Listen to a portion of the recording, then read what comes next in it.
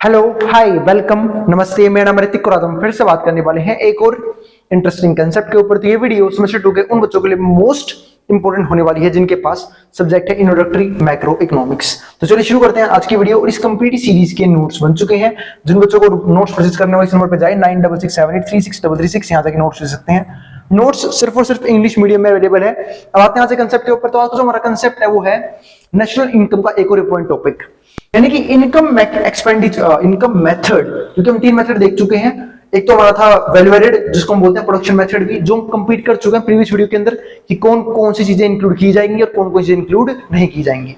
इस वीडियो में सिर्फ और सिर्फ बात करने वाले हैं इनकम मेथड के ऊपर कि इनकम मेथड में कौन कौन सी चीजें जो हम कैलकुलेट करेंगे और कौन कौन सी चीजें कैलकुलेट नहीं करेंगे नेशनल इनकम के पॉइंट ऑफ व्यू से। तो शुरू करते हैं आज की वीडियो। और अगर भाई वीडियो पसंद आए तो वीडियो को लाइक के बिना मत जाना और चैनल को सब्सक्राइब भी कर देना ऐसी वीडियोस के लिए। अब देखते हैं कंसेप्ट हमारा क्या है। तो ये हमारा जो कंसेप्ट है वो है इनकम मेथड। तो इनकम मेथड की बात करा था तो हम जानते हैं कि जब कोई भी आदमी खर्चा करता है ना तो किसी और की इनकम बनता है, यानी कि इसको बोलते हैं सर्कुलर फ्लो ऑफ मनी। अगर किसी ने एक ने एक्सपेंडिचर किया तो किसी दूसरे के लिए क्या बन जाएगा, इनकम, जिसके ऊपर उसने एक्सपेंडिचर किया हुआ है। और अगर उसने कभी एक्सपेंडिचर करेगा तो इनकम क्या हो जाएगी, वो किसी और की। तो इस तरीके से लगातार क्या होता है, सर्कुलर फ्लो ऑफ मनी चलती रहती है किसी भी इकोनॉमी के अंदर। यानी कि मैं कह सकता हूं कि टोटल एक्सपेंडिचर हमेशा टोटल इनकम के इक्वल होता है। तो इसलिए हम इनकम मेथड से भी नेशनल इनकम कैलकुलेट कर सकते हैं। तो देखो यहाँ पे क्या क्या चीजें लेंगे। तो इनकम मेथड में क्या है, income method views GDP as the sum of factor incomes plus non factor cost of production. इसका मतलब क्या है कि हमेशा हम इनकम मेथड में क्या इंक्लूड करेंगे, सारे की सारी फैक्टर इनकम। मतलब फैक्टर इनकम क्या होती है, आप सबको पता है कि प्रोड्यूसर के पास खुद का कुछ भी नहीं होता। वो फैक्टर प्रोडक्शन कहां से लेता है, मार्केट से। किसकी फॉर्म में, लैंड की फॉर्म में, लेबर की फॉर्म में, कैपिटल की फॉर्म में, एंटरप्रेन्योरशिप की फॉर्म में। और इन सबके बदले क्या देता है वो, लैंड के बदले रेंट, कैपिटल के बदले इंटरेस्ट, ठीक है, एंटरप्रेन्योरशिप के बदले प्रॉफिट, और जो हमारी एक चीज बच गई क्या, लेबर के बदले क्या देगा वो, वेजेस या फिर सैलरीज। तो इस तरीके से वो जो है ना फैक्टर प्रोडक्शन मार्केट से लेता है और बदले में क्या देता है, फैक्टर पेमेंट। और जो क्या बनती है फैक्टर प्रोडक्शन के लिए, फैक्टर इनकम। तो इनकम दो तरह की होती है, एक होती है फैक्टर इनकम, एक को बोलते हैं नॉन फैक्टर इनकम या फिर ट्रांसफर इनकम। ट्रांसफर इनकम पता है क्या होता है कि जब हम किसी को गिफ्ट दे दें, फ्री में कुछ कर दें। मतलब एक तो होता है कि जब किसी ने अपने लिए कुछ किया तब बदले में आपने उसे पेमेंट की, ठीक है। लेकिन अगर आपने किसी के लिए बिना कुछ किए पेमेंट कर दिया, यानी कि आपने उसे क्या दिया, फिर ट्रांसफर पेमेंट। तो ये चीज भी ध्यान रखना। तो यहाँ पे क्या आएगा, तो income method views GDP as the sum of factor income plus non factor cost of production. और क्या आएगा इसमें, non factor cost of production, जिसको हम क्या बोलते हैं, नेट इनडायरेक्ट टैक्सेस या फिर बिजनेस ट्रांसफर पेमेंट, या फिर क्या बोलते हैं business transfer payment and depreciation. This method essentially consist in aggregating all factor income. तो ये जो है ना, इसके अंदर सबकी इनकम आती है, सबकी टोटल इनकम का सम होता है ये। तो all factor income generated in economy, जितनी भी इकोनॉमी के अंदर जनरेट हुई है ड्यूरिंग अ ईयर, या फिर मैं कहता हूं ड्यूरिंग अ फाइनेंशियल ईयर, जो होता है 1 अप्रैल से 31 मार्च तक। And then adding capital consumption and net indirect taxes to get GDP. और तब हमें क्या करना पड़ता है, ध्यान रखना, ऐड करना पड़ता है। तो कैपिटल कंजप्शन क्या होता है, डेप्रिसिएशन। ध्यान रखना, इस चीज को भूलना मत। डेप्रिसिएशन को हम ऐड करते हैं, डेप्रिसिएशन को ऐड कर देंगे। और नेट इनडायरेक्ट टैक्सेस, जिसको हम क्या बोलते हैं, एनआईटी, उसको हम क्या कर देंगे भी, ऐड कर देंगे, ताकि हमें क्या मिल जाए, जीडीपी मिल जाए। अब इसके बाद क्या है, on basis of consumption method following things are included. अब हमें वो चीज समझ रही है कौन कौन चीजें हम इनकम मेथड के हिसाब से इंक्लूड करते हैं। और उसके बाद हम इस वीडियो को लास्ट में करेंगे कि कौन कौन सी चीजें हैं जो हम इनकम मेथड के हिसाब से एक्सक्लूड करके, यानी कि हम इंक्लूड नहीं करते उन चीजों को। तो उससे दो चीज डिस्कस करनी है। अब फर्स्ट में क्या है, वेजेस एंड सैलरीज। अब वेज एंड सैलरी किसकी, जो भी आदमी काम कर रहा है एक कंट्री के अंदर, एक इकोनॉमी के अंदर, उसको जो भी वेजेस मिले या सैलरी मिले वो सब नेशनल इनकम का पार्ट होता है। चाहे वो बोनस की फॉर्म में हो, कमीशंस की फॉर्म में हो। कई लोगों को कमीशंस भी मिलता है, आप लोगों को पता होगा, जिसको बोलते हैं मार्जिन, या फिर कमीशन किसी भी चीज को, या फिर बायर और सेलर को मिलवाने का, उसका भी कमीशन मिलता है। सप्लीमेंट टू वेजेस, या फिर कई जगहों क्या मिलता है, सप्लीमेंट टू वेजेस, यानी जो वेजेस के बराबर ही है। For example employers contribution to various social security scheme. कई बार जो है ना एम्प्लॉयर भी कंट्रीब्यूट करते हैं। आपने एक वर्ड सुना होगा, इसको बोलते हैं पीएफ, प्रोविडेंट फंड, है ना। प्रोविडेंट फंड एक ऐसा फंड होता है जहां पे एम्प्लॉयज की सैलरी का कुछ हिस्सा काट लेते हैं और जो हमारे एम्प्लॉयर्स हैं वो भी अपना कंट्रीब्यूशन डालते हैं, ताकि वो एक फंड में इकट्ठा होता रहे और बाद में फंड कुछ बड़ा अमाउंट बन जाए, ताकि जब भी कोई फाइनेंशियली इंस्टेबिलिटी हो जाए किसके पास, एक एम्प्लॉय के पास, तो वो उस पैसे को यूज कर सके अपनी उस फाइनेंशियल प्रॉब्लम को दूर करने के लिए।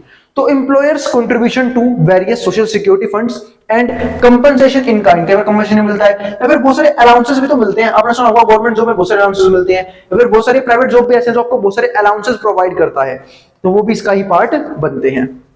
इसके बाद जो हमारा दूसरा पॉइंट है वो है इंटरेस्ट पेमेंट। अभी क्या होता है वो समझते हैं। तो including interest earn insurance companies and credit to insurance policy reserves and net interest paid by banks, यानी कि इंटरेस्ट पेड का मतलब क्या है कि जिस भी तरीके से एक इंडिविजुअल को इंटरेस्ट मिला है उसको भी हम कैलकुलेट करते हैं उसकी इनकम की फॉर्म में। अब इंटरेस्ट बहुत से तरीकों से मिल सकता है, हो सकता है एफडी करवा रखी हो उसमें इंटरेस्ट मिला हो सकता है इंश्योरेंस करवा रखा हो वो पैसा बढ़ गया उस पर इंटरेस्ट मिला हो, ठीक है, या फिर हो सकता है बैंक ने इंटरेस्ट प्रोवाइड किया हो, तो बहुत से तरीकों से इंटरेस्ट मिलता है, वो सब भी उसकी इनकम का पार्ट कैलकुलेट उसकी इनकम के पार्ट में आता है। उसके बाद तीसरा पॉइंट है वो है रेंट। कई जने क्या होते हैं वो अपनी एसेट्स डेवलप करते हैं, वेल्थ डेवलप करते हैं, कि बड़े बड़े घर बना रखे होते हैं, बड़ी बड़ी कोठी होती है, बड़े बड़े बंगले होते हैं, उसको फिर रेंट पे लगाते हैं। तो रेंट पे लगाते हैं, रेंट से क्या आता है हमारे पास, उससे रेंट आता है यानी किराया आता है, और फिर वो क्या होता है उनकी इनकम का पार्ट बनता है। तो rent which includes net rent, जिसमें नेट रेंट आता है फ्रॉम लैंड, चाहे वो लैंड से हो चाहे बिल्डिंग से हो एटसेट्रा, ठीक है, including imputed rents on owner occupied houses, यानी कि इसमें हम वो रेंट भी काउंट करते हैं जो चाहे खुद के रहने के लिए यूज करते हो, owners occupied houses and royalties, और रॉयल्टीज भी आती है।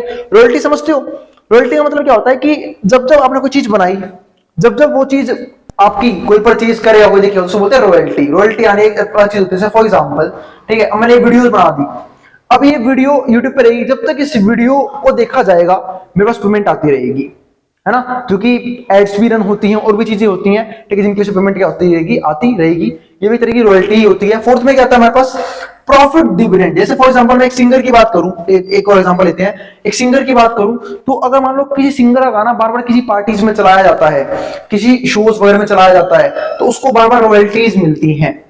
आपने कई बार बहुत से यूट्यूबर के मुझे सुना भी होगा, जब वो किसी गाने को यूज करते हैं अपनी वीडियोस में तो उन्हें पेमेंट देनी पड़ती है उस गाने के बदले, तो इसको भी हम क्या बोलते हैं, रॉयल्टी ही बोलते हैं। फोर्थ में कहता है प्रॉफिट्स डिविडेंड्स। अब प्रॉफिट डिविडेंड क्या है, आप लोगों ने सुना होगा बहुत से लोग जो है ना इन्वेस्टमेंट करते हैं स्टॉक मार्केट में, शेयर्स में, इक्विटीज खरीदते हैं, इक्विटी खरीदते हैं। इक्विटी ध्यान रखना, रियल क्या नाम है प्रोड्यूसर होते हैं, फिर बोल सकता हूँ यहाँ पे रियल ओनर्स होते हैं किसी भी कंपनी के, जो इक्विटी होल्ड करते हैं किसी कंपनी की। जब कोई कंपनी के कोई इक्विटी खरीद लेता है तो उसको दो चीजें मिलती हैं, एक तो कैपिटल गेन, जब शेयर का प्राइस ऊपर जाएगा तो उसका पैसा ही बढ़ेगा, दूसरा से क्या मिलता है, डिविडेंड की फॉर्म में पैसा। तो ये ध्यान रखना, दो फॉर्म से पैसा कमाता है फिर वो, तो प्रॉफिट डिविडेंड्स। दूसरा क्या आता है, अनडिस्ट्रीब्यूटेड प्रॉफिट। कई बार क्या मिलता है, अनडिस्ट्रीब्यूटेड प्रॉफिट भी मिलता है, एंड कॉर्पोरेट प्रॉफिट, टैक्सेस भी मिलते हैं, including profits of government enterprises, जिसमें क्या प्रॉफिट इंक्लूड है, गवर्नमेंट एंटरप्राइज का प्रॉफिट भी इंक्लूड है। इसके बाद क्या था हमारा फिफ्थ में, mixed income which include profit of self employed. अब मिक्स्ड इनकम का मतलब क्या होता है कि बहुत से लोग ना तो कहीं पे जॉब करते किसी प्रोफेशनल, वो कहीं पे जॉब करते ही नहीं है, तो करते क्या है, वो करते हैं सेल्फ एम्प्लॉयमेंट। सेल्फ एम्प्लॉयमेंट का मतलब क्या होता है कि कहीं ना कहीं वो खुद के लिए काम करते हैं, खुद के लिए काम करते हैं, इसका मतलब क्या है कि वो वहां से पैसा कमाते हैं, उसको क्या बोलते हैं, mixed income which include profit of self employed. कि उसने खुद का काम, जैसे कि मान लो कोई दुकानदार है, ठीक है, उसने खुद के लिए खुद दुकान खोल रखी है, या फिर बहुत से वेंडर्स देखे होंगे जो रेडी वगैरह लगाते हैं, तो बहुत सी चीजें हैं जो आदमी सिर्फ खुद, मतलब उसने खुद को खुद ही काम दे रखा है, इसको हम क्या बोलते हैं, सेल्फ एम्प्लॉयमेंट। क्योंकि बहुत बड़ा फर्क होता है, बहुत से लोग फर्क नहीं समझ पाते बिजनेस और सेल्फ एम्प्लॉयमेंट में। बिजनेस का मतलब क्या होता है कि जब एक बंदे ने कुछ बिजनेस बनाया और उसमें और लोग हायर किए अपने नीचे काम करने के लिए, ताकि वो और लोग काम करें तो उसको प्रॉफिट क्या हो, ज्यादा मिले। लेकिन सेल्फ एम्प्लॉयमेंट में क्या होता है कि उसने सिर्फ खुद के लिए छोटा सा काम सोचा और खुद काम कर रहा है, फिर उससे पैसे कमा रहा है, उसको क्या बोलते हैं, सेल्फ एम्प्लॉयमेंट। तो अब इसका क्या था हमारा, corporate profit taxes. Corporate profit tax का मतलब क्या है कि अगर मान लो कोई भी कॉर्पोरेट में कोई बिजनेस है, वो प्रॉफिट कमाता है तो क्या देना पड़ेगा, टैक्स देना पड़ेगा, इंक्लूडिंग प्रॉफिट्स ऑफ, अच्छा तो हम पढ़ चुके हैं ना, तो mix income which include profit of self employed whether taken out और रिटेन्ड इन एंटरप्राइज। ये भी ध्यान रखना कि चाहे बाहर निकाल लो उस प्रॉफिट को, चाहे वो क्या ना बिजनेस को डेवलप करने में यूज कर ले। And their incomes in kind, और उनकी इनकम्स इन काइंड का मतलब क्या है, farm products consumed by farmers. अब इनकम इन काइंड का मतलब क्या है कि जैसे मान लो बहुत सारे फार्मर्स होते हैं, उनके पास जो प्लांट्स के बहुत सारे वेस्ट मटेरियल बचाते हैं, तो वो क्या करते हैं, उसे यूज करते हैं एज अ फार्म प्रोडक्ट। यानी कि क्या, वो लोग मवेशी पालना शुरू कर देते हैं, है ना, लाइफ स्टॉक रखना शुरू कर देते हैं, गायें भैंस वगैरह, तो उनके लिए चारों का खर्चा भी नहीं आता, वो ना खेती से मिल जाता है, फिर उसको उगा के, ठीक है, उससे क्या बनाते हैं, फार्म प्रोडक्ट को सेल करते हैं, लेकिन वो एक तरीके का बिजनेस को डेवलप हो जाता है। सर्विसेज ऑफ, ठीक है, फार्म ड्वेलिंग्स, इसका मतलब भी ऑलमोस्ट वही है।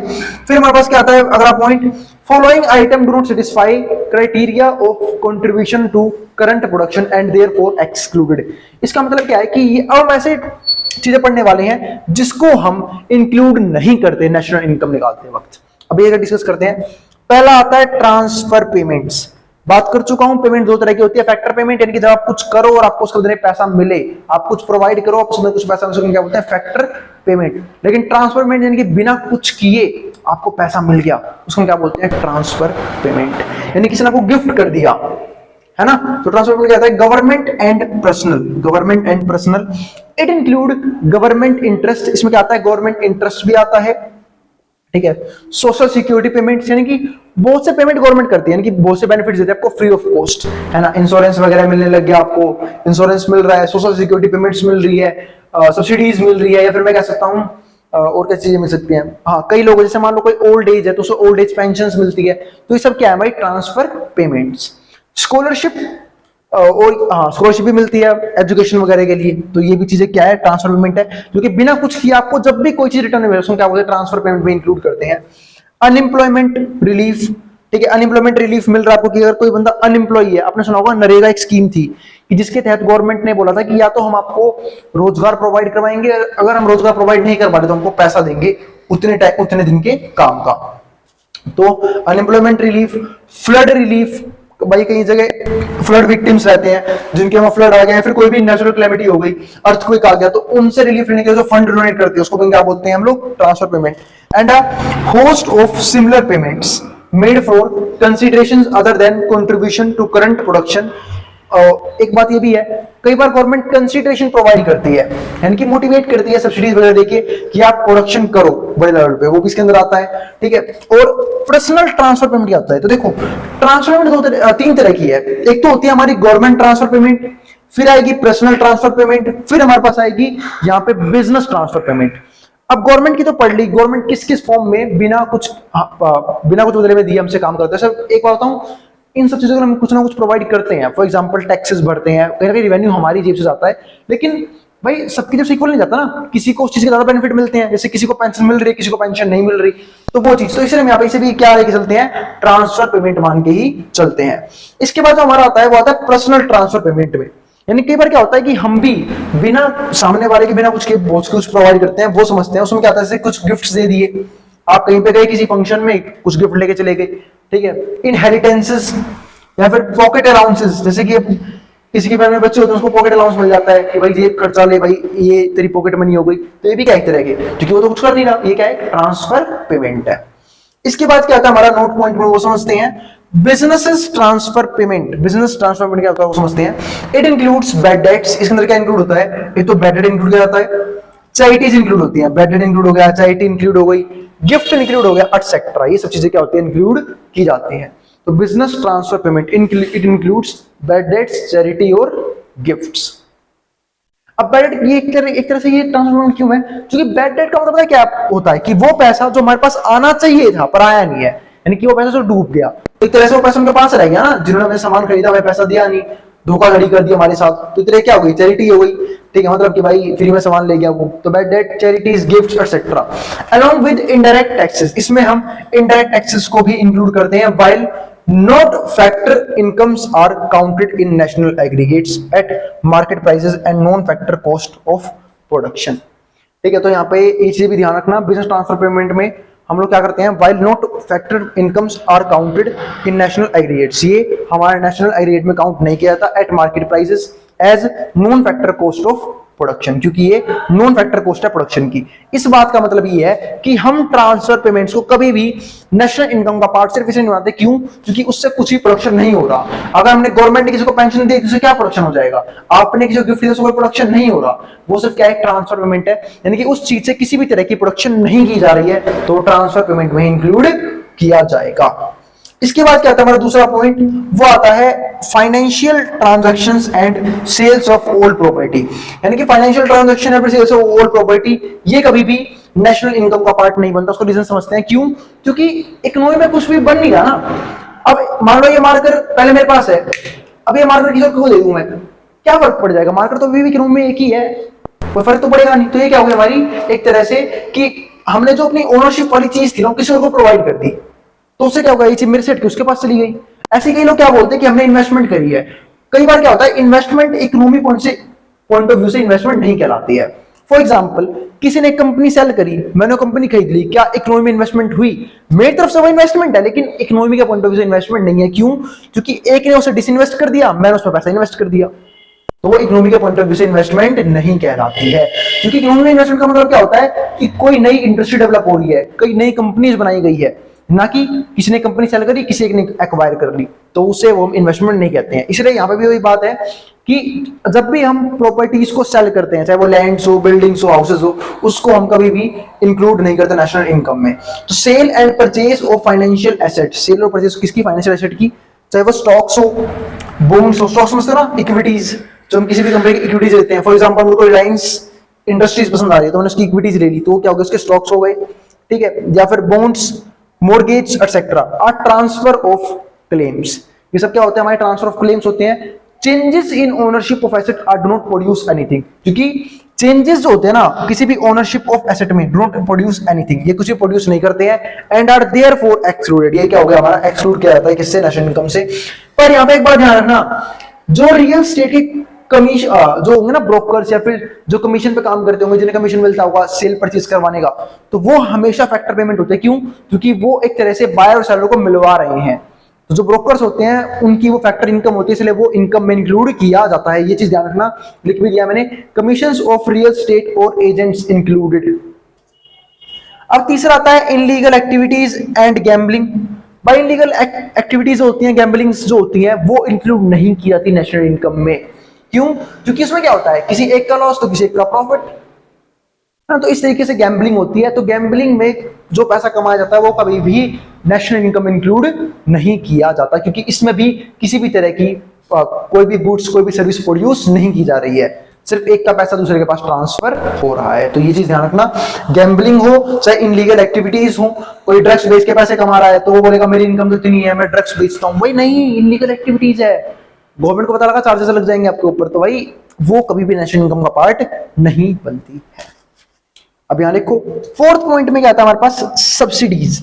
सब्सिडीज में क्या है? सब्सिडीज इसको बोलते हैं नेगेटिव इनडायरेक्ट टैक्सेस। मैंने आपको बताया था कि जब गवर्नमेंट को किसी भी बिजनेस को या फिर किसी भी सेक्टर को मोटिवेशन प्रोवाइड करना होता है, उस पर से टैक्सेस हटा के उसे सब्सिडी प्रोवाइड करती है। या फिर मान लो कई बार मैंने आपको बताया था कि एक पॉइंट होता है SCZ, इसको हम बोलते हैं स्पेशल इकोनॉमिक जोन, SCZ। जब भी गवर्नमेंट चाहती है कि कोई भी बिजनेस जो है वो ऐसी जगह डेवलपमेंट हो, यानी कि रूरल एरियाज में डेवलप किया जाए, ताकि जो रूरल एरियाज के लोग हैं वो वहां उस जगह को छोड़ के शहरों में ना आए, अर्बन एरियाज में ना आए जॉब को लेने के लिए, तो यहाँ पे जो भी इंडस्ट्री रखते हैं वो क्या देते हैं? सब्सिडी प्रोवाइड करते हैं। क्या वो सब्सिडी देंगे, टैक्स नहीं लगाएंगे, ताकि बिजनेसेस मोटिवेट हो उस जगह पे अपना सेटअप तैयार करने के लिए। तो सब्सिडी का मतलब क्या होता है? Subsidies are negative indirect taxes. और ये भी क्या हो गई, एक तरह से गवर्नमेंट की दी हुई खैरात, किनको? बिजनेसेस को, है ना। गवर्नमेंट फ्री में क्या दे रही है आपको? एक तरह से ट्रांसफर पेमेंट। आपने बदले में कुछ नहीं किया, आपने सिर्फ क्या किया, उस जगह जाकर बिजनेस खोला और आपको क्या मिल गई? सब्सिडी मिल गई, टैक्स भी नहीं भरना पड़ रहा है। तो ये क्या एक तरह का नेगेटिव इनडायरेक्ट टैक्स है। As previously indicated, subsidies are a part of factor income but not a part of market value of goods and services. क्यों? क्योंकि यहाँ भी किसी भी तरह की गुड्स और सर्विस जनरेट नहीं हो रही है और ना ही ये पार्ट होता है market value of goods and services का। Consequently they are not included in measures of national income. तो ये हम इंक्लूड नहीं करते जो हमें नेशनल इनकम निकालना हो। Based on factor cost but excluded from measures based on market prices. तो इस चीज का भी ध्यान रखना। तो ये हमारे कुछ पॉइंट्स थे, इन सारे पॉइंट्स को ध्यान रख लेना। फिर भी कोई भी क्वेरी वीडियो में किसी तरह का डाउट बच जाए, नीचे कमेंट बॉक्स में कमेंट कर देना, मैं उस क्वेरी को रिजॉल्व करने की पूरी कोशिश करूंगा। मिलते हैं वीडियो में जहां पे हम बात करेंगे इसके और भी एडवांस टॉपिक्स के बारे में। अब जिसको जो उतारना उतार सकता है, मैं उतार रहा हूं बोर्ड के सामने से, ठीक है। तो मिलते हैं नेक्स्ट वीडियो में। और हाँ भाई, वीडियो पसंद आए तो वीडियो को लाइक करना मत जाना और चैनल को सब्सक्राइब भी कर देना ऐसी वीडियोस के लिए। अब जिसको जो उतारना उतार सकता है, मैं उतार रहा हूं बोर्ड के सामने से।